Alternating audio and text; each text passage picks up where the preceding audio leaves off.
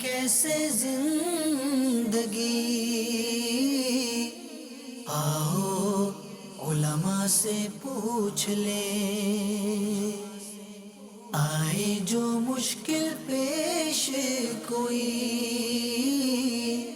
آؤ علماء سے پوچھ لیں۔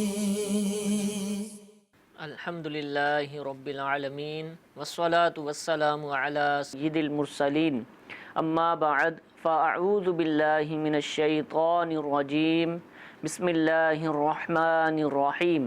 الصلاة والسلام علیک یا رسول اللہ، الصلاة والسلام علیک یا حبیب اللہ، الصلاة والسلام علیک یا نبی اللہ، وعلی آلک و اصحابک یا نور اللہ۔ پیارے اور محترم اسلامی بھائیوں، دارالافتاء اہل سنت سلسلے میں مرحبا کہتے ہیں، درود پاک کی فضیلت سنتے ہیں۔ چنانچہ امیر اہل سنت دامت برکاتہم العالیہ اپنے رسالے ضیاء درود و سلام، یہ درود و سلام کے فضائل پر مشتمل جو احادیث ہیں ان پر مشتمل یہ رسالہ ہے، اس کے اندر صفحہ نمبر 4 پر نقل فرماتے ہیں، نبی کریم صلی اللہ تعالی علیہ وآلہ وسلم نے ارشاد فرمایا، بے شک تمہارے نام مع شناخت مجھ پر پیش کیے جاتے ہیں، لہذا مجھ پر احسن یعنی بہترین الفاظ میں درود پاک پڑھو۔ صلو علی الحبیب صلی اللہ تعالی علی محمد صلی اللہ تعالی علیہ وآلہ وسلم۔ ضرور یہ درود پاک کی فضیلت ہم نے سنی، پڑھتے بھی ہوں گے۔ اس کے اندر ہے بہترین الفاظ کے اندر درود پاک پڑھو۔ تو جو ہم عام طور پہ درود پاک پڑھتے ہیں، کیا یہ بھی اسی کے اندر شامل ہیں یا اور بھی عمدہ الفاظ اس کے ساتھ شامل کیے جا سکتے ہیں، یا کوئی ایسی کتابیں اگر درود پاک کے حوالے سے ہوں تو آپ ارشاد فرمائیں کہ جہاں سے ہم درود پاک پڑھ سکیں۔ الحمدللہ رب العالمین والصلاة والسلام علی سید الانبیاء والمرسلین۔ جس قدر پیارے الفاظ درود و سلام کے حوالے سے مل سکیں ان الفاظوں کا انتخاب کیا جائے۔ جس کو نہیں آتا تو صلی اللہ علیہ وسلم، یہ بھی ایک بہت پیارے اور آسان الفاظ پر مشتمل درود شریف ہے، بچے کو یاد ہو جاتا ہے۔ الصلاۃ والسلام علیک یا رسول اللہ وعلی آلک و اصحابک یا حبیب اللہ، یہ ہے۔ اسی طرح مولایا صلی وسلم دائما ابدا علی حبیبک خیر الخلق کلہم، تو اس میں جو آتا ہے نا پہلا جو مصرع ہے مولایا صلی وسلم، تو یہاں پر مولایا یعنی اے میرے آقا، تو یہاں پہ اللہ تبارک و تعالی کی بارگاہ میں گویا یہ شعر جو پڑھنے والا ہے شاعر دعا کر رہا ہے کہ اے اللہ درود بھیج، سلام بھیج صحیح نبی کریم صلی اللہ تعالی علیہ وسلم پر ہمیشہ ہمیشہ۔ سبحان اللہ۔ تو یہ بھی ایک دعا ہے۔ اسی طرح درود ابراہیمی ہے، وہ بھی ایک درود شریف ہے۔ تو درود شریف کے مختلف صیغے ہیں، اگر اس کی تفصیل یعنی درود شریف کے مختلف الفاظ کے ساتھ اگر کوئی پڑھنا چاہے تو دلائل الخیرات کے اندر متعدد درود پاک سے متعلق کلمات مختلف انداز میں، اور بزرگوں نے جو بارگاہ رسالت صلی اللہ تعالی علیہ وسلم میں جو نذرانہ عقیدت درود شریف کی صورت میں پیش کیا ہے، تو وہ بزرگوں کی زبانی ادا کردہ درود پاک بھی اس میں موجود ہیں۔ ٹھیک ہے۔ تو دلائل الخیرات شریف اگر پڑھیں گے اور اس میں جو ذکر کردہ درود شریف ہیں وہ بہترین الفاظ میں مذکور ہیں، جس میں نبی کریم صلی اللہ تعالی علیہ وسلم کی حمد و ثنا کے ساتھ ساتھ درود بھی پڑھا گیا ہے۔ ٹھیک ہے۔ اللہ تعالیٰ میں کثرت کے ساتھ عمدہ الفاظ کے ساتھ پیارے آقا علیہ السلام کی بارگاہ میں ہدیہ درود پیش کرنے کی توفیق عطا فرمائے۔ حضور، لین دین اور موت کے موقع پر لین دین یہ بھی ایک عجیب چیز ہے، لیکن سوالات ہمیں اس حوالے سے بھی موصول ہوتے ہیں۔ بعض جگہوں پر یہ دیکھا گیا ہے کہ اگر لڑکے کے والد کا انتقال ہو گیا، یعنی میاں بیوی ہیں اور لڑکی کا سسر کہہ لیجئے یا لڑکے کا والد کہہ لیجئے، اس کا انتقال ہو گیا، تو اب لازم ہے کہ لڑکی کے والدین یا اس کے خاندان والے لڑکے کو کچھ رقم یا کپڑے یا اس طرح کی چیزیں دیں گے، اور نہ دینا جو ہے نا یہ ایک ناپسندیدہ کہلاتا ہے کہ انتقال ہوا اور اس موقع پر انہوں نے کچھ بھی نہیں دیا۔ تو کیا یہ ایک ایسا موقع ہے کہ اس پر اس طرح کا لین دین کا رواج ڈالا جائے، اور یہ لینا کیا کہلائے گا؟ دیکھیں، یہ جو سوال جو کیا ہے یہ بعض خاندانوں میں ایسا رواج لگتا ہے جدی پشتی چلا آ رہا ہے کہ اس میں یعنی گویا کہ لڑکی والے وہ لڑکی کے سسر یا ساس کی درازی عمر بالخیر کی ہی دعائیں کرتے رہتے ہوں گے صحیح. کہ یا اللہ ان کو درازی عمر بالخیر عطا فرما، کیونکہ ان کے انتقال کی صورت میں اس خاندان میں رسم یہ ہے کہ ان کے مرنے کے بعد اب 40ویں 10ویں یا برسی کسی ایک موقع پر یہ رسم بعض خاندانوں میں چل رہی ہے کہ اب لڑکی کے جو والد ہیں، بھائی ہیں، لڑکی والے ہیں، ان پر یہ بوجھ آ جاتا ہے کہ وہ لڑکے کے جو بھی باپ کی اولاد میں شامل ہے، یعنی نند یا دیور جیٹھ جو بھی ہیں، ان کے گھر والوں کو لڑکی کے گھر والے سوٹ دیں گے. اور یہ موقع بھی کون سا ہے؟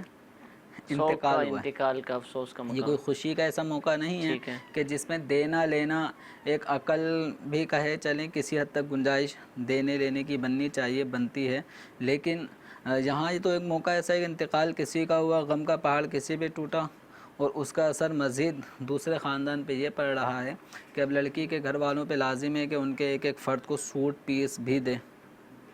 تو یہ رسم غیر شرعی ہے. اس میں یقیناً جو لڑکی کا باپ یا سرپرست جو بھی ہوگا وہ خوش دلی کے ساتھ یہ سوٹ دینے کے لیے ایگری نہیں ہوگا. رسم ہے اور رسم کو ہے پورا تو اب اس رسم کو پورا کرنا ہے. نہ دینے کی صورت میں لڑکی کو زندگی بھر تانے ملیں گے. تانے بھی کس بات پہ دیے جا رہے ہوں گے؟ بندہ سوچے نا اس پہ کہ ہمارے باپ کا انتقال ہوا اور سوٹ ہمارے بہن بھائیوں کو تمہارے گھر والوں نے سوٹ نہیں دیا. یہ کوئی ایسا موقع بھی نہیں بنتا کہ جس میں عقل بھی کسی طور پہ تائید کر سکے کہ اس موقع پر کوئی گفٹ وغیرہ تحفے طائف ہونے چاہیے. ٹھیک ہے. تو یہ غیر شرعی رسم ہے، اور چونکہ دینے والا خوش دلی سے دے گا نہیں.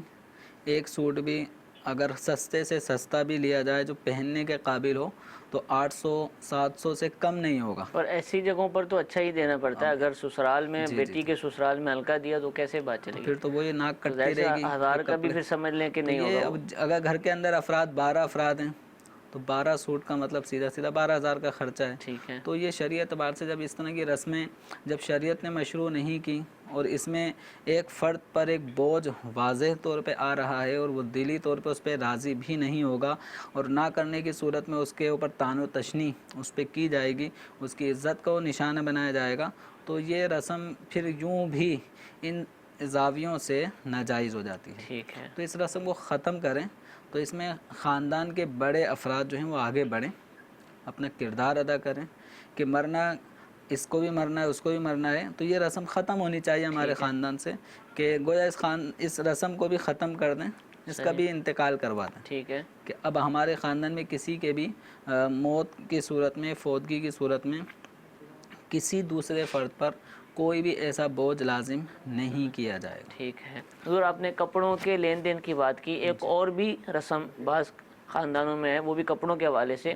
40ویں کے موقع پر والد صاحب کا انتقال ہوا، 40ویں کا موقع آیا تو اب جو بھائی ہے اس کو، اس کی جتنی بھی بہنیں ہیں ان کو بھی سوٹ لے کر دینا ہوتا ہے، اور اس موقع پر نہ دیا جائے تو یہ بھی برا منایا جاتا ہے. بہن کی شادی ہو گئی ہے، نہیں ہوئی، گھر میں ہے، جو بھی ہے، تو یہ بھی ایک ہوتا ہے کہ بھی سوٹ دیا جائے گا. اب بھائی امیر بھی ہو سکتا ہے، غریب بھی ہو سکتا ہے، کچھ بھی ہو سکتا ہے. تو کیا یہ دل جوئی سمجھیں گے کہ دل جوئی کے لیے دیا، یا یہ بھی ایک اسی طرح کی رسم کہلائے گی؟ ہو سکتا ہے شروع میں تو ایک آدمی دل جوئی سے دے رہے ہیں. ٹھیک ہے. لیکن یہ اگر رسم عام ہوگی صحیح، تو اس کا نتیجہ بھی وہی نکلے گا کہ بہنیں اب آئیں گی 40ویں کے موقع پر سوٹ کا مطالبہ کریں گی. بھائی کی پوزیشن ہے نہیں ہے، تو بسا اوقات بعض خاندانوں میں جو یہ رسم سنی گئی ہے، جیسے ہند کے بھی بعض شہروں میں اس طرح کی رسم جاری ہے، تو وہاں سے بھی اس طرح کی کالز وغیرہ آئی تھیں. تو یہ رسم ختم ہونی چاہیے. اب یعنی ایک غم کا موقع ہے، غم سے مراد اب یہ ہے کہ والد کا انتقال ہوا ہے، اب وہ 40ویں کا ایک موقع ہے، سال ثواب کا موقع ہے، ایک موت کا زمانہ، اپنے ہی خاندان میں ایک فرد کو موت واقع ہوئی ہے تو موت کو یاد کرنے کا زمانہ ہے. اب اس میں بھی جھگڑا کس بات پہ ہو رہا ہے؟ اگر بھائی نے سوٹ نہیں دیا تو بہنیں ناراض ہو کے بیٹھی ہوئی ہیں کہ ہمارے بھائی نے ہمارا حق نہیں دیا. صحیح. تو اس حق کے حصول کے لیے پھر جھگڑا، ساری بہنیں مل کے آواز اٹھائیں گی.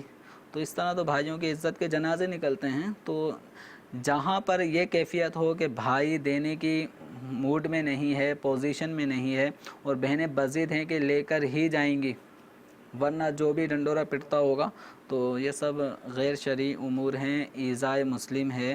ایک کوئی حق ایسا شریعت نے نہیں بتایا کہ جس کی وجہ سے بہنیں یہ مطالبہ کریں کہ اس موقع پہ ہمیں سوٹ چاہیے. ٹھیک ہے. تو ایسا کوئی حق نہیں ہے بہنوں کا، تو اس رسم کو بھی ختم ہونا چاہیے۔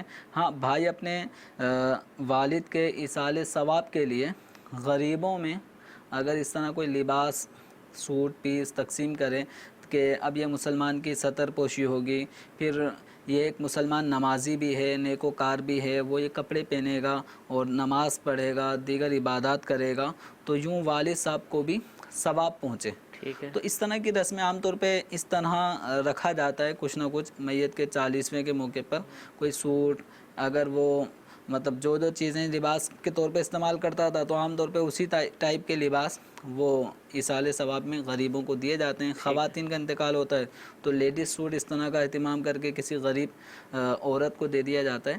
تو یہ تو ایک عقل میں بھی بات آتی ہے کہ بطور ایصال ثواب اس طرح کا کام کیا جائے، لیکن بطور حق بہنوں کے آ کر یوں اپنے بھائیوں کے آگے رونا کہ ہمیں سوٹ چاہیے ورنہ جھگڑا ہوتا ہے، تو یہ ہر جگہ ایسا نہیں ہے۔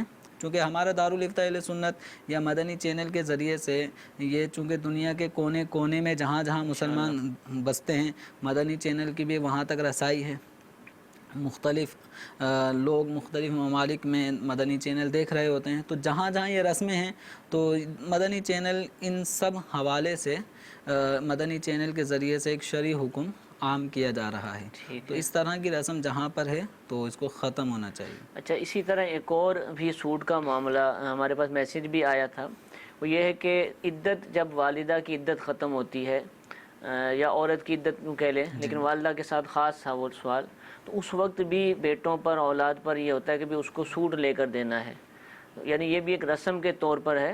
ویسے اگرچہ گھر میں انڈرسٹینڈنگ ہے، اولاد ساتھ ہی رہتی، لیکن یہ ایک رسم ہے کہ لے کر دیا جائے گا۔ تو کیا ایسی شرعی اعتبار سے تو ایسی کوئی رسم نہیں ہے۔ ٹھیک ہے، بھائی یوں سمجھ لیں کہ عدت کا زمانہ جو عدت وفات ہے تو وہ عدت کا زمانہ سوگ کا زمانہ ہوتا ہے عورت کے لیے، اس پہ وہ تمام تر پابندیاں جو ایک نارمل عورت زیب و زیبائش کر سکتی ہے، اپنے آپ کو زینت دیتی ہے، خوشبو لگاتی ہے، مہندی لگاتی ہے، تو اس طرح کے اچھے اور خوشنما لباس پہنتی ہے جس کو کہیں جیسے تقریبات میں پہنے جاتے ہیں، تو زیورات پہنتی ہے، لیکن یہ عدت میں بیٹھنے والی عورت یہ سب کام نہیں کرے گی۔ ٹھیک ہے، اب ایک عدت کا زمانہ ختم ہوا ہے، اس پہ پابندیاں جو آئی تھیں اس نے وہ زمانہ پورا گزارا ہے، پابندیاں کی ہیں، ایک حکم الہی پہ عمل کیا ہے، تو اب اس کے بعد ایک عدت کا زمانہ ختم ہوتا ہے، تو عام طور پہ اس طرح جہاں جہاں رائج ہے تو یہ کوئی لازم نہ سمجھے، ٹھیک ہے، اور پھر یوں اپنی والدہ کے لیے کوئی سوٹ کا اہتمام کرتا ہے تو اس میں حرج نہیں ہے، اپنے طور پر ویسے ہی، چونکہ ویسے ہی والدہ کے لیے عام طور پہ عید بقرعید اور دیگر مواقع پر اولاد جو ہوتی ہے سعادت مند، وہ کچھ نہ کچھ لباس ان کے بناتی رہتی ہے۔ بچپن میں جب ہم چھوٹے تھے تو ہمارے ماں باپ نے ہمیں لباس فراہم کیے، تو جب یہ بوڑھے ہو چکے کمانے کے قابل نہیں ہیں تو اب یوں اولاد اپنے والدین کے لیے سوٹ وغیرہ لباس کا اہتمام کرے تو اس میں یقیناً اجر و ثواب کا ایک پہلو ہے، لیکن یہ کوئی لازم نہیں ہے کہ اس موقع پہ لباس دیا جائے۔ اگر کسی نے نہیں دیا تو اس پہ کوئی ہوٹنگ نہیں کی جا سکتی، بطور رسم نہ کیا جائے، ویسے ہی سعادت مندی سمجھتے ہوئے کیا جائے، لیکن لازم سمجھتے ہوئے کہ نہیں دیا تو اب بھائی کے اوپر کہانی گھومی اور اس کو سب تان و تشنی کا نشانہ بنا رہے ہیں، خود ماں ایک ٹارگٹ بنائی ہوئی ہے کہ میری عدت پوری ہے، اس نے سوٹ بھی نہیں دیا، تو یہ چیز مطالبہ یوں نہ کرے۔ ٹھیک، اچھا، عدت ظاہر جو سوالات لوگ پوچھ رہے ہیں، لگتا ہے یہ بھی کوئی ایک رسم سمجھ لی، عدت سے اٹھنا، عدت سے اٹھنے کے لیے کیا کرنا ہوگا، عدت سے کس وقت اٹھ سکتے ہیں، عدت سے اٹھنے کے بعد مسجد میں لے کے جانا ہے، عدت سے اٹھنے کے بعد یہ تو کیا کوئی ہے ایسا شریعت میں کانسیپٹ کہ یہ کوئی کام جیسے اعتکاف سے اٹھانے جاتے ہیں، یہ بھی ہم بچپن سے سنتے آ رہے ہیں، بھی کہاں گئے ہوئے سارے اعتکاف سے اٹھانے گئے ہوئے ہیں، تو کیا یہ ایسی چیزیں ہیں کہ جیسے عدت 4 مہینے 10 دن کسی عورت کے عدت کے وفات کے پورے ہو رہے ہوتے ہیں، تو بہن بیٹیاں اور یہ سب ایک شاید اہتمام ہوتا ہے کہ والدہ عدت سے اٹھ رہی ہیں، عدت ختم ہو رہی ہے، تو اس طرح کی رسم کو باقاعدہ کوئی ایسا شریعت مطہرہ نے کوئی اہتمام کرنا، اس پہ کوئی تقریب کرنا، ایسی کوئی چیز ہمیں بتائی نہیں ہے۔ ٹھیک ہے، لیکن یہ ہے کہ عدت کے احکام سے احکامات کی بجاوری کرتے ہوئے ایک ٹائم پیریڈ ایک عورت نے گزارا ہے، تو اب اس پہ وہ پابندیاں ختم، اب یہ گھر سے ضرورت کے تحت باہر بھی جو پہلے جا سکتی تھی اب یہ جا سکتی ہے، بلا ضرورت عورتوں کو بازار کی زینت بننا ہی نہیں ہے، چاہے وہ جوان ہو یا بوڑھی ہو، لیکن جیسے پہلے اپنی بیٹی کے بھی گھر نہیں آ سکتی تھی، بیٹی کے سسرال کہ وہ عدت میں گھر سے باہر نہیں نکلیں گے، اب یہ جا سکتی ہے۔ کوئی بیٹا اگر ماں سے جدا کسی دوسرے گھر میں رہتا ہے تو یہ ماں جہاں پہ عدت گزار رہی ہے اس کو چھوڑ کے اپنے بیٹے کے گھر پہ نہیں جائے گی، ٹھیک ہے، لیکن اب جا سکتی ہے۔ صحیح، تو عام طور پہ ہمارے معاشرے میں یہ طریقہ کار چل رہا ہے کہ اگر کسی بیوہ عورت کے بھائی وغیرہ زندہ ہیں، ان کا گھر ہے، تو عدت سے اٹھنے کے موقع پر اگر ماں باپ زندہ ہیں تو ان کے گھر جاتی ہے، بھائی ہیں تو ان کے گھر جاتی ہے، تو شرعاً اس میں بھی کوئی حرج نہیں ہے۔ اگر کوئی عورت نہیں جاتی تو اس پہ یہ مطالبہ نہیں ہوگا کہ یہ گھر سے باہر کیوں نہیں نکلی، بس جو پابندیاں تھیں وہ پابندیوں کا زمانہ ختم ہو گیا۔ اب عورت اپنے آپ کو پابندیوں میں نہ رکھے کہ شریعت مطہرہ نے جتنی پابندی رکھی تھی اس سے آگے تجاوز نہ کرے۔ ٹھیک ہے، جیسے ایک ام المؤمنین رضی اللہ تعالی عنہا کے بھائی کا انتقال ہو گیا، صحیح، تو انہوں نے اپنے زیورات وغیرہ اتار لیے ٹھیک ہے، کہ شوہر کے انتقال کے علاوہ اگر کسی محرم کا انتقال ہو جائے تو کوئی بھی مرد یا عورت 3 دن تک وہ تھوڑا غمی کی کیفیت میں آ سکتا ہے، جس کو سوگ کہتے ہیں، سوگ منا سکتا ہے۔ اب جیسے ان کے بھائی کے وصال کو 3 دن پورے ہو گئے تو انہوں نے اپنی کنیز سے فرمایا کہ میرے زیورات لے کر آؤ، اچھا، زیورات منگائے اور زیورات پہنے، اور ساتھ میں یہ حدیث بھی بیان فرمائی جس کا خلاصہ یہ کہ عورت کو سوائے شوہر کے ٹھیک ہے، کسی اور کی وفات پہ 3 دن سے زیادہ سوگ نہیں کرنا چاہیے۔ ٹھیک ہے، ٹھیک ہے، تو اس حوالے سے ازواج مطہرات رضی اللہ تعالی عنہا کا یہ عمل ہمیں بتا رہا ہے کہ جتنی ایک لیمٹ شریعت نے ممانعت کی رکھی تھی اتنی ممانعت کا وقت گزرنے کے بعد اب روٹین پر آ جائے۔ تو انہوں نے زینت کے لیے جو زیورات استعمال کیے، تو ایسی عورت نے 4 مہینے 10 دن جو عدت گزاری تو اس کے گزارنے کے بعد اب وہ زیورات وغیرہ جو بھی چوڑیاں، بالیاں، لاکٹ وغیرہ یہ پہنے اور بالکل جو حکم جواز پہلے تھا اسی حکم جواز پر دوبارہ عمل کرنا شروع کر دیں۔ اچھا، یہ جو حدیث پاک آپ نے سنائی، خلاصہ سنایا، اس کا یہ جو انداز اپنا ہے یہ حکم شرعی بیان کرنے کا نا؟ جی، اب اس کا یہ مطلب نہیں ہے کہ اب 3 دن گزرنے کے بعد گھر میں جو پارٹی ہو رہی ہے یا خوشیوں ایسا نہیں، جو خوشی کا اظہار نہیں، وہ غم کی ہی کیفیت تھی، لیکن اس غم کی کیفیت کو جتنی شریعت کے تقاضوں کے مطابق، جتنی شریعت نے لمٹ رکھی تھی اتنی لمٹ تک تو انہوں نے ادا کرنے کے بعد اب مزید چوتھے 5ویں دن وہ غم کی کیفیت کو مطلب برقرار نہیں رکھا، اور جو نارمل لائف تھی اسی لائف کو انہوں نے اختیار کیا اور زیور پہنے۔ اس میں ایک حکم شرع، چونکہ نبی کریم صلی اللہ تعالیٰ علیہ وآلہ وسلم کے اقوال افعال کا جو مشاہدہ ازواج مطہرات نے کیا تھا، اب وہ اقوال افعال اور احکامات جو انہوں نے سنے تھے امت کی خواتین تک بھی تو پہنچانے تھے، تو اس لیے انہوں نے پریکٹیکلی اس کام کو کیا تاکہ امت کی خواتین کو جب ایسا کوئی مرحلہ آئے تو اس کے مطابق وہ عمل کر سکیں۔ ٹھیک ہے، جزاک اللہ۔ جی پہلی کال چلائیے۔ میرا سوال یہ ہے کہ ہمارے گاؤں میں یہ روٹین ہے کہ جس نے نولا 5,000 دیا ہے اس کو 10,000 دینا پڑتا ہے، ڈبل دینا پڑتا ہے، اس کے بارے میں ہماری رہنمائی ہماری۔ جی حضور، یہاں ڈبل یعنی ان کے سوال سے کہ فکس ہے، ڈبل ہی دینا ہوگا۔ 5,000 اگر انہوں نے کسی کی دعوت پر دیے ہیں تو اب جب ان کے ہاں دعوت ہوگی تو وہ 10 دے گا، لیکن جب وہ 10 دے گا تو 5 جو انہوں نے دیے تھے وہ 5 واپسی آ گئے، اب جو مزید 5 اضافی ہیں وہ ان کے اوپر قرض چڑھ گیا۔ اب یہ جب اگلی دفعہ اس کی طرف لے کے جائیں گے تو ان کو وہ قرض ادا کرنا ہے 5,000 روپے، تو ان کے اوپر یہ قرض ہوگا۔ صحیح، ٹھیک ہے۔ جی ایک اور کال چلائیے۔ ہمارے یہاں جب رشتے طے ہوتے ہیں تو کھانا پکاتے ہیں اور دعوت دیتے ہیں، یہ کرنا کیسا؟ جی حضور، شرعی حوالے سے اس میں بھی کوئی حرج نہیں ہے کہ کوئی آپ کے گھر مہمان کے طور پر آیا ہے تو وہ موقع مہمان کے آنے کا ایک خوشی کا موقع ہے، تو اس میں دعوت وغیرہ کا اہتمام کرنا اس میں کوئی حرج نہیں ہے۔ ٹھیک ہے جی، ایک ویڈیو سوال آپ چلائیے گا۔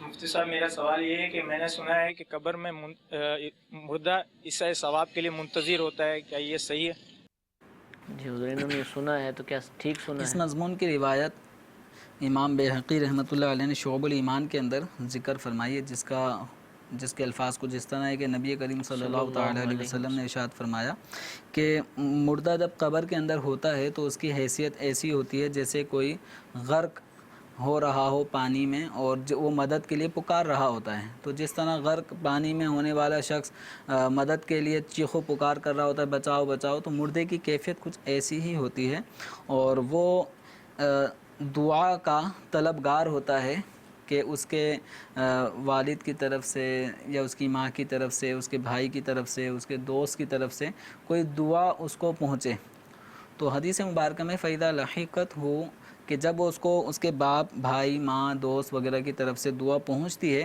کَانَ أَحَبَّ إِلَيْهِ مِنَ الدُّنْيَا وَمَا فِيهَا، تو یہ دعا کا ملنا اس کے لیے دنیا اور ما فیہا سے زیادہ عزیز اور محبوب ہوتا ہے۔ اور ایک اور حدیث مبارکہ کے آگے مزید الفاظ ہیں کہ اہل زمین جب اپنے فوت شدہ مسلمانوں کے لیے دعا کر رہے ہوتے ہیں تو اللہ تبارک و تعالیٰ ان کی دعاؤں کی برکت سے پہاڑ جیسے چیزوں کو میت کی قبر میں داخل کرتا ہے، یعنی خوشیوں کا ایک بہت بڑا سامان جو ہے ان کو مل رہا ہوتا ہے۔ اور نبی کریم صلی اللہ تعالیٰ علیہ وسلم نے ارشاد فرمایا کہ زندہ کا مردوں کے لیے جو تحفہ ہے وہ الاستغفار لہم، ان کے لیے دعائے مغفرت کرنا ہے۔ تو میت جو قبر میں ہے وہ محتاج ہے، منتظر ہے کہ ہمارے والد، والدہ، بھائی، دوست، احباب یہ کچھ نہ کچھ ہمارے لیے ہاتھ اٹھا کے دعائے مغفرت ہی کر دیں۔ تو جب ان کے لیے دعائے مغفرت کی جا رہی ہوتی ہے تو یہ پہاڑوں کی طرح ایک سامان اللہ تعالیٰ ان کو مطلب تحفے کے طور پہ عطا فرماتا ہے، جو ان کو پہاڑ جتنا یعنی بڑا دکھائی دیتا ہے کہ اتنی عظیم چیز ہمارے گھر والوں کی طرف سے ہمیں نصیب ہوئی ہے۔ تو اس لیے میت کو اپنی دعاؤں میں ہمیں یاد رکھنا چاہیے۔ ہم جو دعا پڑھتے ہیں نماز کے اندر، رب اغفر لی ولوالدی وللمؤمنین یوم یقوم الحساب، تو اس کے اندر بھی یہ ہے کہ اپنے لیے بھی مغفرت کی دعا کریں، اپنے والدین کے لیے بھی دعا کریں۔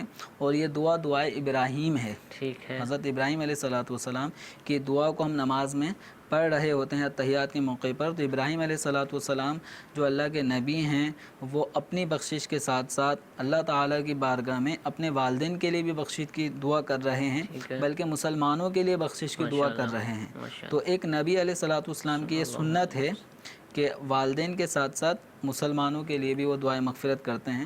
تو ہمیں بھی چاہیے کہ اپنے فوت شدہ مسلمانوں کے لیے دعائے مغفرت کریں، کہ ان دعائے مغفرت کرنے کی برکت یہ ہے کہ ایک حدیث مبارکہ کا مضمون یہ ہے کہ میری امت گناہ لے کر قبروں میں جائے گی، اور جب قبروں سے نکلے گی تو ان کے نامہ اعمال میں گناہ مٹ چکے ہوں گے۔ تو اس کی وجہ کیا ہوگی؟ تو اس کی وجہ یہی ہوگی کہ بعد والے جو مسلمان تھے ان فوت شدہ مسلمانوں کے لیے دعائیں مغفرت کرتے رہے ہیں۔ تو ان غائب فوت شدہ مسلمانوں کے لیے اللہ تعالیٰ کے حضور مغفرت کی دعا کرنا، یہ گویا ان کے گناہوں کی مٹانے کا ایک ذریعہ بنے گا۔ تو ہمیں چاہیے کہ اپنے فوت شدہ مسلمانوں کو بالکل نہ بھولیں، بھائی ہیں، والد ہیں، والدہ ہیں، جو بھی عزیز اقارب میں کوئی فوت ہو چکا ہے، یا ہم جانتے ہیں نہیں جانتے، ویسے ہی ہر مسلمان مرد عورت کے لیے جیسے کہ نماز جنازہ کے اندر جو دعا پڑھی جاتی ہے اللہم اغفر لحینا ومیتنا وشاہدنا وغائبنا، اس میں سارے مسلمانوں کی گویا ایک طرح سے مغفرت کی دعا کی جا رہی ہوتی ہے۔ تو یہ اس میں ہمیں درس ہے کہ مرنے والے کو، زندہ کو، غائب موجود تمام افراد کے لیے دعائیں مغفرت کرتے رہیں، کہ ہمیں مغفرت کرنا، مغفرت کی دعا کرنا یہ ہمارا ایک کام ہے، مغفرت کرنا یہ اللہ تعالیٰ کا کام ہے۔ ہم اپنا کام کرتے رہیں تو انشاءاللہ دعائیں مغفرت کی برکت سے ہمارے مرحومین انشاءاللہ مغفرت یافتہ ہو کر اٹھیں گے۔ مفتی صاحب، آپ کیا سمجھتے ہیں کہ دعوت اسلامی کے مدنی ماحول سے وابستگی، یہ جو عمل آپ کہہ رہے ہیں کہ ہم مرحومین کے لیے کریں، تو کیا یہ بڑھ نہیں جاتا اگر کوئی وابستہ ہے اور اس کا انتقال ہو جاتا ہے؟ تو ایک نارملی جو آج کل کے دور میں مسلمان ہیں ان کے ہاں بھی الحمدللہ مسلمان اسال کرتے ہی ہوں گے، لیکن مدنی ماحول سے رخصت ہونے کے بعد اس کے یوں سمجھ لیں کہ جو محبین لوائقین وہ بڑھ جاتے ہیں۔ نہیں، بالکل ایک اچھی صحبت ملتی ہے نا، تو اچھی صحبت میں آدمی اس کے یوں سمجھیں کہ اگر ایک نارمل لائف میں آدمی ہو تو اس کے لیے دعائیں مغفرت کرنے والے 150 افراد وہ بھی ایک تیجے 10ویں کے موقع پہ جمع ہوئے تو ہوئے، اس کے بعد تقریباً پھر بھول جاتے ہیں۔ ٹھیک ہے، لیکن الحمدللہ دعوت اسلامی کے ماحول یا اس جیسے اور جہاں ماحول ہیں دینی مذہبی، وہاں پہ الحمدللہ جو نیک صالحین لوگ ہوتے ہیں ان کو لوگ بھولتے نہیں ہیں، بلکہ یوں سمجھیں کہ کوئی بھی ایک عام مبلغ بھی اگر ہوگا تو اس کا بھی جب کبھی کوئی ایسا موقع آتا ہوگا تو لوگ اس کے لیے بھی ایصال ثواب کرتے رہتے ہیں۔ اور الحمدللہ مدنی چینل پہ جب کبھی کسی مرحوم کے ایصال ثواب کے حوالے سے تعداد کاؤنٹنگ آتی ہے تو بہت زیادہ، ہزاروں کی تعداد میں، کروڑوں کی تعداد میں اس طرح ایصال ثواب بھی ہو رہے ہوتے ہیں۔ تو یہ اچھے ماحول کی برکتیں ہیں، اچھے کام کریں گے، دنیا میں بھی نام ہوگا اور آخرت بھی انشاءاللہ بہتر ہوگی. انشاءاللہ انشاءاللہ. جی ایک اور کال چلائیے. میرا آپ سے سوال ہے کہ بزرگ خواتین جن کو قرآن پاک پڑھنا نہیں آتا وہ قرآن پاک پر انگلی پھیرتی ہیں جاتی ہیں اور لفظ اللہ یا بسم اللہ شریف پڑھتی رہتی ہیں, کیا اس طرح ثواب مل جائے گا اور کیا یہ قرآن پاک کا سارا ثواب بھی کیا جا سکتا ہے؟ جزاک اللہ خیرا. السلام علیکم ورحمۃ اللہ وبرکاتہ. وعلیکم السلام ورحمۃ اللہ وبرکاتہ. خواتین خاص نہیں ہیں, مرد بھی بہت سارے ایسے ہیں کہ اب دیکھا ایسا کر رہے ہوتے ہیں. اس کو عام طور پہ بسم اللہ کا قرآن بھی کہتے ہیں. ہاں جی, رمضان شریف میں تو بسم اللہ کا قرآن پڑھنا ہے جلدی. جی جی, تو جس کو نہیں آتا وہ تو بھی اب قرآن بسم خوانی اللہ شریف بھی ٹھیک پڑھ لیں کہ نہیں یہ بھی معلوم نہیں. تو قرآن خوانی ہو رہی ہوتی ہے تو جذبے میں آگے بسم اللہ کا قرآن, وہ سب سے آگے اس کا سپارہ ختم ہو رہا ہوتا ہے. تو بہرحال دیکھیں, اس میں یہ نہیں کہہ سکتے کہ اس کو قرآن پاک پڑھنے کا ثواب مل رہا ہے. ٹھیک, یہ نہیں کہہ سکتے. قرآن پاک اس نے ہاتھ میں لیا, قرآن شریف ہاتھ میں لینا بھی ثواب کا کام. ماشاءاللہ. اچھا, اس کے صفحے پلٹ رہا ہے, زیارت ہو رہی ہے قرآنی آیات کی, قرآن کو دیکھنا بھی اجر و ثواب کا باعث ہے. ٹھیک ہے, اب اس کے ساتھ یہ ہر لائن پہ بسم اللہ پڑھ رہی ہے تو بسم اللہ پڑھنا بھی ایک اجر و ثواب کا کام ہے. ٹھیک ہے, تو اس کو جو یہ کام کر رہا ہے یا کر رہی ہے اس کو اتنا تو ثواب مل رہا ہے. ٹھیک ہے. اب رہا یہ معاملہ کہ اس کو قرآن پاک پڑھنے کا ثواب ملا, یہ ہم نہیں کہہ سکتے. صحیح. اب اس کی نیت ہے, کڑن ہے کہ مجھے بھی کاش قرآن پاک پڑھنا آ جائے, تو اگر یہ کوشش کرے ٹھیک ہے, تو کوشش کرنے کی صورت میں بھلے اس کو صحیح پڑھنا نہیں آ رہا لیکن یہ کوشش جاری رکھے ہوئے ہے. تو حدیث مبارکہ کا مضمون ہے کہ جس کو قرآن پاک پڑھنے میں دشواری ہو رہی ہوتی ہے تو صحیح پڑھنے والے کے مقابلے میں دشوار جس کے لیے قرآن پاک پڑھنا ہو رہا اس کو دگنا اجر ملتا ہے. سبحان اللہ سبحان اللہ. تو اب یہ ہے کہ یعنی وہ کوشش بھی کرے, یہ نہیں کہ جب قرآن خوانی کا موقع ہو تو بسم اللہ میں مجھے پڑھنا ہی نہیں آتا تو اپنے ان پڑھ ہونے کا یوں سب کے سامنے اعلان کیوں کیا جا رہا ہے؟ ٹھیک ہے, تو اس کا مطلب ہے قرآن پڑھنا نہیں آتا تو نماز میں قرآن پڑھا جاتا ہے تو وہ کیسے پڑھا جاتا ہوگا؟ ٹھیک ہے. تو اس لیے قرآن پاک جیتے جی ہر مسلمان کو صحیح طور پہ پڑھنا چاہیے. بالخصوص جو نماز میں آیات پڑھی جاتی ہیں, دعائیں پڑھی جاتی ہیں, ان کو صحیح مخارج کے ساتھ پڑھنا سیکھیں تاکہ نماز کی ادائیگی بہتر طریقے سے ہو سکے. تو یوں بسم اللہ شریف پڑھتے رہنے سے بسم اللہ کا ثواب ملے گا. اس کو ایصال ثواب کرنے کے حوالے سے پوچھا تو کوئی بھی نیک عمل, چاہے وہ قرآن کی تلاوت ہو, ذکر و اذکار ہو, نماز, روزہ, حج, زکوٰۃ, کوئی بھی نیک عمل ہو تو اس کا ثواب اپنے مرحومین کو ایصال کیا جا سکتا ہے. تو یہ جو بسم اللہ شریف پڑھی, قرآن شریف کی زیارت کی, ہاتھ میں قرآن شریف, جو بھی نیک اعمال کیے تو اس کا ثواب وہ پہنچا سکتے ہیں. اس کو یہ نہیں کہیں گے کہ میں نے قرآن کا ثواب پہنچایا, یہ نہیں کہیں گے. جی ایک اور کال چلائیے. دارالفتہ اہل سنت میں میرا ایک سوال ہے, کبھی بارش کی موسم میں اکثر قبریں دھس جاتی ہیں, پورے پٹیے بھی بیٹھ جاتے ہیں, اس کی سلاٹیں بیٹھ جاتی ہیں, کہ ایسی قبریں بیٹھ گئی تو ان قبریں کس طرح درست کی جائے گی برائے کرم رحمت؟ جی تو اکثر تو نہیں لیکن قبریں بیٹھنے کی اطلاعات ملتی رہتی ہیں, تو اب کیا کریں گے, اس کا حکم شرعی کیا ہے؟ دیکھیں اس میں یہ ہے کہ جو قبریں ڈیمیج ہو رہی ہیں جی جی اور قبر کھولے بغیر اس کی اصلاح ممکن ہے تو پھر یہی طریقہ کار اختیار کیا جائے گا کہ مردے کو نکالے بغیر اس کی اصلاح کر دی جائے. اگر کوئی سلیب ڈیمیج ہو رہا ہے, گر رہا ہے, تو اس کو ہٹا کے دوسرا سلیب وہ لگا دیا جائے. بسا اوقات اس کے ڈیمیج ہونے کی ایک وجہ یہ بھی ہوتی ہے کہ من جو ہے وہ مٹی اس کے اوپر زیادہ ڈال دی جاتی ہے, سلیب کمزور ہے, تو اس پہ تھوڑی مٹی بہت زیادہ جو ڈالی گئی ہے تو زیادہ سے زیادہ ایک بالش یا تھوڑی سی اوپر اتنی اونچائی قبر کی یہ مسنون ہے. ٹھیک ہے, بہت زیادہ اونچی قبریں کر کے اس سلیپوں کا وزن, سلیپوں میں جو سریے ہوتے ہیں وہ یہ بالکل برائے نام نہیں ہوتے. اس کے اندر بھی کرپشن یوں سمجھ لیں گے ہے, کیونکہ اس وقت مجبوری ہے, وہ اتنا کون چیک کرے گا. مردہ تو کہے گا نہیں کہ سلیپ اچھے لگاؤ, اور عام طور پہ یہ بنے بنائے ہی ہوتے ہیں, تو عام طور پہ وہی آگے 5-6 جتنے بھی سلیب ضرورت کے ہوتے ہیں وہ لگا دیے جاتے ہیں. تو اس لیے تھوڑے کمزور سلیب بھی ہوتے ہیں, تو اس کا اہتمام کریں کہ سلیب مضبوط ہوں. ٹھیک ہے, خیر ابھی اب ہاتھ میں ہوگا یا نہیں ہوگا, لیکن اگر قبر ڈیمیج ہو رہی ہے تو جتنا حصہ ڈیمیج ہوا ہے مردے کو قبر سے نکالے بغیر جو اصلاح ممکن ہے وہ کریں گے. ٹھیک ہے. اچھا کبھی ایسا ہوتا ہے قبر کھل گئی, مردہ دکھائی بھی نہیں دے رہا اور جھاڑیاں ہیں, قبر کی یوں بظاہر صورت کوئی نظر نہیں آ رہی, تو اس کو مٹی بھر دی جائے. ٹھیک ہے, اور مٹی بھرنے کے بعد اس کو قبر نما جو نارمل انداز ہوتا ہے اس انداز کو اختیار کرنا. اسی طرح کبھی ایسا ہوتا ہے کہ بارش کی وجہ سے مٹی جو ہے نا وہ پھیل جاتی ہے اور وہ پلین ایک جگہ دکھائی دے رہی ہوتی. تو اب ایسی صورت میں جو اوپر میت کے جو سلیب وغیرہ ہے اس جگہ مٹی ڈال کے اس کو کوہان نما جو مصنون طریقہ اس کے مطابق اس کو تبدیل کریں تو یعنی قبر کی نشانی باقی رہے. صحیح. بس اوقات ایسا ہوتا ہے کہ ابھی تازہ قبر ہے وہ ڈیمیج ہو گئی اور مردہ بھی نظر آ رہا ہے, قبر اس انداز میں ڈیمیج ہوئی ہے کہ مردے کو نکالے بغیر اس کی اصلاح مرمت نہیں ہو سکتی, تو اب پھر نکالنا بس ضرورت اس کی صورت بنے گی. علماء سے اجازت لی جائے, رابطہ کیا جائے, اس کے بعد ہی فیصلہ کیا جائے, اپنی مرضی نہ کی جائے. ہاں, اس معاملے میں اپنی مرضی نہ چلائیں.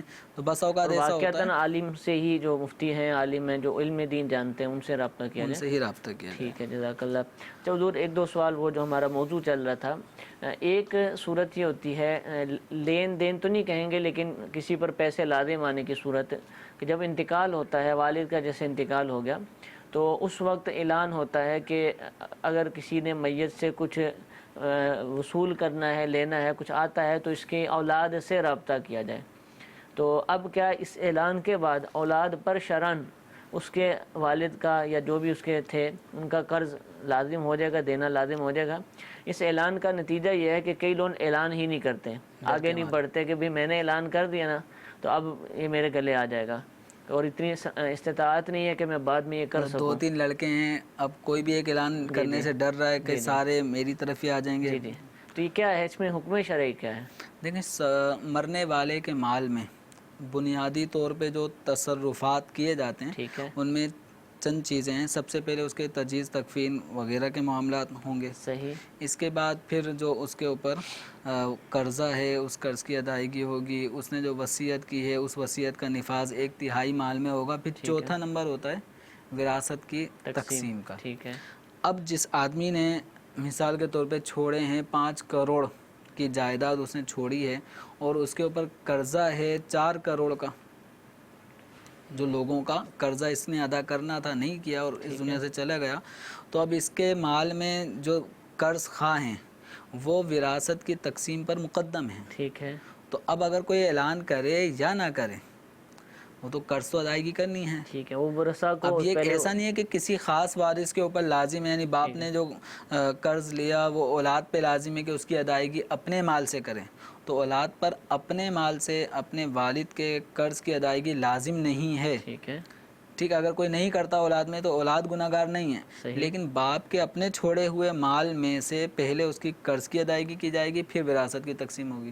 ٹھیک ہے. یہاں معاملہ اس کے الٹ ہو جاتا ہے, پہلے ترکہ تقسیم ہو رہا ہوتا ہے, قرض خواہ کو ابا نے بھی رلایا تھا, اولاد اور رلاتی ہے, دھکے کھلاتی ہے.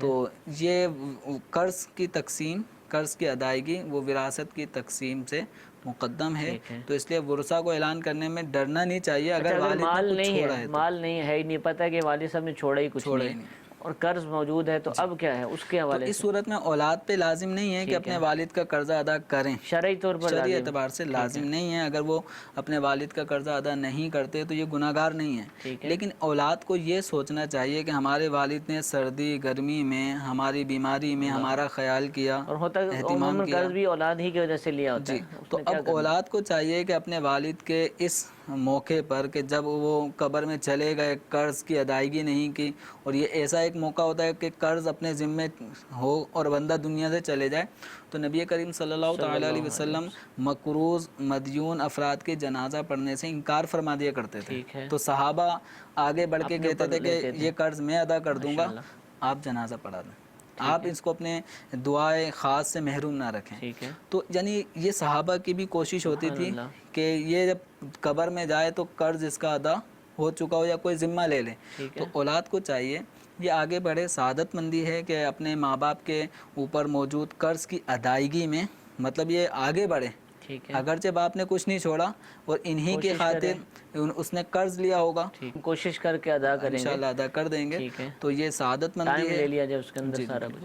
اچھا حضور, اس میں سننے میں آیا بعض دفعہ ایسا بھی ہوا کہ اس نے بھی نہیں چھوڑا اور اعلان بھی نہیں ہو رہا, تو اب کیا ہے کہ جو قرض خواہ ہے نا وہ تدفین روک دیتے ہیں, وہ ہم نہیں دفنانے دیں گے جب تک تم میں سے کوئی ذمہ نہیں لے گا. تو کیا یہ اس کو یہ حق ہے کہ وہ تدفین روک دے, اگلا ذمہ لے گا تو ہم تدفین روک, اب وہ تماشا سا بن جاتا ہے. قرض خواہ کو اس کی قطعاً اجازت نہیں ہے کہ میت کی تدفین میں رکاوٹ ڈالے. ٹھیک ہے.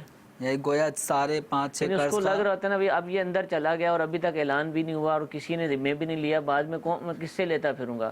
اب ظاہر سی بات ہے وہاں ایک وہ اخلاقی طور پر جو نا پھر کوئی نہ کوئی لازمی بولے گا کہ نہیں میں لیتا ہوں، آپ تدفین ہونے دیں. تو یہ ایک تدفین میں بلیک میلنگ کے کیا کہیں تدفین میں رکاوٹ ڈالنے کا ان قرض خواہوں کو حق حاصل نہیں ہے. ٹھیک ہے، یہ بالکل غلط. اگر جہاں پہ ایسا ہوتا ہے کہ تدفین بالکل قبرستان میں جا چکے، تدفین یا جنازہ اٹھنے ہی نہیں دے رہے جی جی جب تک کہ قرض کی کوئی ذمہ داری نہ لے، ٹھیک ہے، تو یہ طریقہ کار درست نہیں ہے. ٹھیک ہے.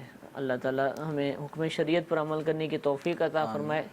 آمین بجاہ النبی الامین. صلو علی الحبیب صلی اللہ تعالی علی محمد صلی اللہ علیہ وسلم. گزارے کیسے زندگی، آؤ علماء سے پوچھ لیں. آئے جو مشکل پیش کوئی، آؤ علماء سے پوچھ لیں.